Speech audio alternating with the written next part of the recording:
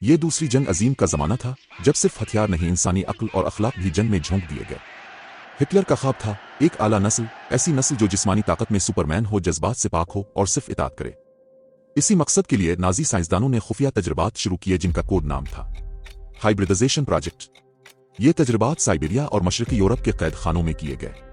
نشانہ بنائے گئے قیدی یہودی، غیر فوجی مرد و خواتین اور بندر، چمپینزی، حتیٰ کہ ریچھ جیسے جانور۔ تجربات کا مقصد تھا انسانوں کو جانوروں سے ملا کر ایسی مخلوق بنانا جو سوچنے کی صلاحیت کم، طاقت زیادہ رکھتی ہو، یعنی ایک جنگی غلام۔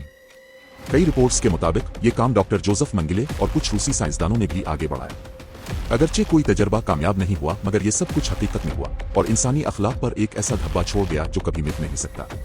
یہ تجربات صرف دیوانگی نہیں تھے، یہ وہ خفیہ پہلو تھے جن سے تاریخ کی چیخیں سنائی دیتی ہے۔ کیا آپ نے کبھی سوچا تھا کہ انسان اتنا نیچے بھی گر سکتا ہے؟ یہ صرف تاریخ نہیں، ایک وارننگ ہے۔